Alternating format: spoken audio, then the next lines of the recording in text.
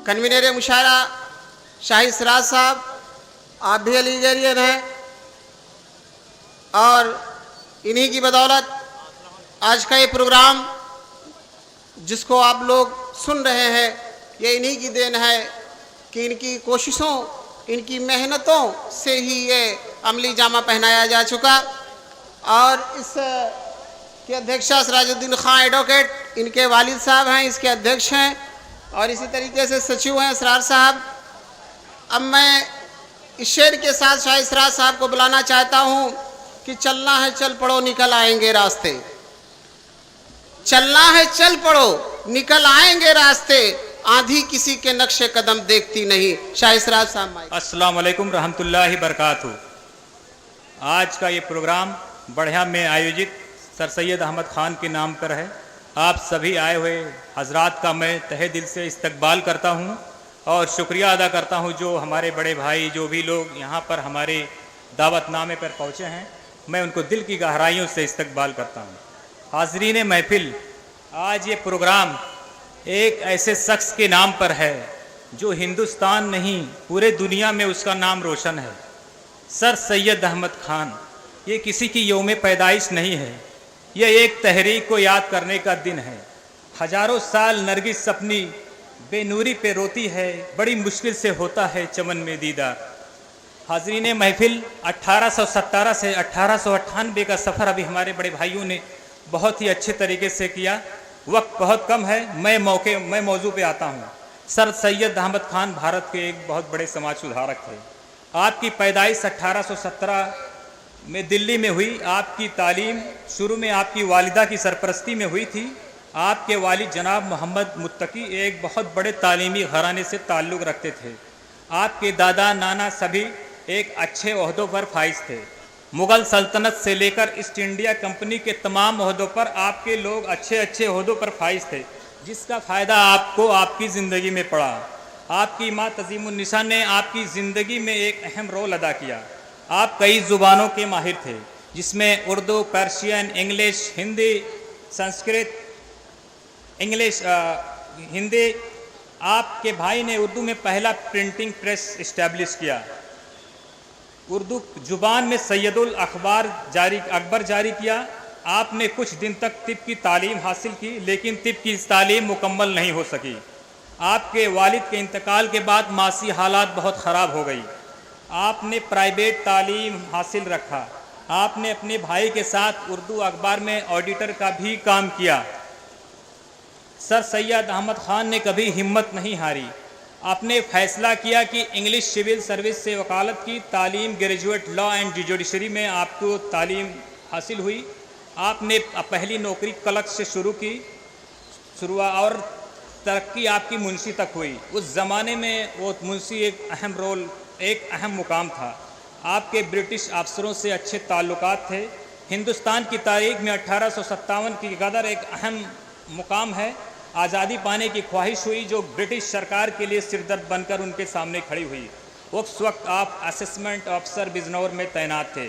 उस वक्त गज़र में कई हजारों जाने गई जो दिल को दहला देने वाला था, जिसका असर आपकी ज़िंदगी पर बहुत गहरा पड़ा।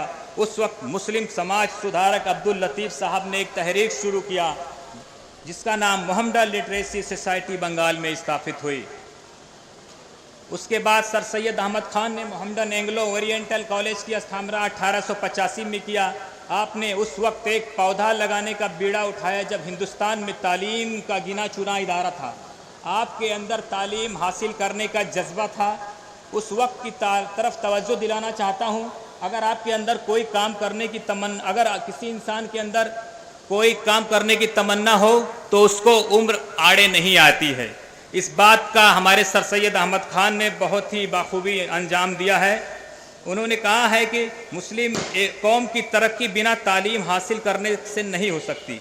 मतलब हम सभी को तालीम हासिल करना हमारा एक कानूनी फरीज़ा है। हमारी शरीयत, हमारी कुरान भी इसकी इजाज़त देती है। बग़ैर तालीम हासिल किए आप कुछ नहीं कर सकते हैं।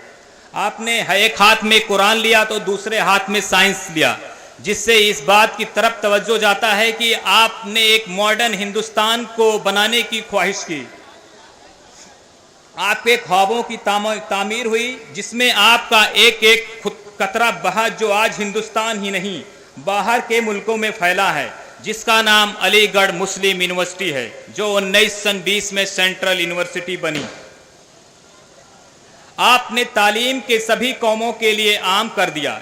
न कोई हिंदू रहा, न कोई मुस्लिम रहा, न कोई सिख रहा, न कोई ईसाई रहा। आपने एक चिड़िया के दो आंखें हिंदू मुसलमान की संज्ञा दी। आपने बच्चों की प्रथम अध्यापिका उसकी माँ को बताया। किसी भी शख्स को अगर उसके घर में अगर उसकी माँ, अगर उसकी बहन तालीम नहीं हासिल कर सकती हैं, तो ये हमारे लिए, एक समाज के लिए बुराई है, क्योंकि वो एक घर में पैदा होती हैं, दूसरे घर में जाती हैं। वो तालीम का एक बहुत बड़ा मरकज़ होता है, जो अपने घरों में तालीम देती हैं, घर के बाद वो जब कहीं शादी होके जाती हैं तो दूसरे घरों में भी तालीम देती हैं। आप आज पूरे दुनिया में उस मादरे दरसगाह के तालिबे इल्म हर गोशे में मौजूद हैं, जो अपनी काबिलियत से उस दरसगाह का नाम रोशन कर रहे हैं। हम सभी को एक ज़िंदगी गुजारने का तरीका इस इदारे से मिला, जिसकी तारीफ़ के लफ्ज़ कम पड़ जाएंगे, लेकिन तारीफ़ ख़त्म नहीं होगी।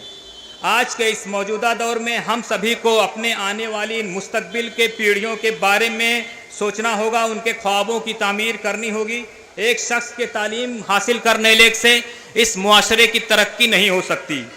हम सभी को इसी दर्द पीड़ा को आगे बढ़ाना होगा। अपने बुजुर्गों को की तरक्की के लिए, नौजवानों के लिए इस पेड़ की नर्सरी को कई जगहों पे लगाने का अहद किया गया, जिसमें हमारी एक यूनिवर्सिटी सेंट्रल की मुर्शिदाबाद में एक शाखा अलीगढ़ की खुली है, केरला में अर्नाकुलम में उसकी एक ब्रांच खुल चुकी है, और गोपालगंज बिहार में भी इसकी एक शाखा खुल चुकी है। ये हमारे सर सैयद अली रहमा का एक तहरीक आंदोलन जो ज़िंदगी भर चलता रहेगा, वो चाहे मैं चलाऊं, चाहे मेरे आने वाले बच्चे चलाएं, चाहे मेरे भाई जो भी जहां भी होंगे। आज दुनिया के 92 मुल्कों में सर सैयद डे मनाया जाता है। इसका उद्देश्य जन्मदिन नहीं है, इसका उद्देश्य एक तहरीक चलाना है, लोगों में एक इल्म हासिल करने का एक जज्बा पैदा करना है। वो शख्स जिसने इल्म हासिल नहीं की, वो एक जानवरों जैसा हुआ। जब आप इल्म हासिल करेंगे, आपके अंदर सोचने की सलाहियत पैदा होगी, आप एक अच्छे समाज की रचना करेंगे, आप बहुत बड़े इंसान बन सकते हैं। लेकिन अगर आपके पास इल्म नहीं है तो आप कहीं भी कुछ नहीं कर सकते हैं। इंशाअल्लाह मुस्तकबिल में भी इस तरीके के प्रोग्राम होते रहेंगे और हम उनको याद करते रहेंगे। हम सभी ता क़यामत दुआ करेंगे कि उस शख्स के अंदर अपने ख्वाबों की तामीर करने की सलाहियत पैदा करें। आमीन। अब मैं अपनी बात को ख़त्म करता हूँ और इंशाअल्लाह मैं चाहूँगा कि आप सभी लोग अपने अपनी जगहों पर बैठ जाएँ और इस प्रोग्राम का और आगे बढ़ाया जा सके। खुदा हाफिज़। जय हिंद।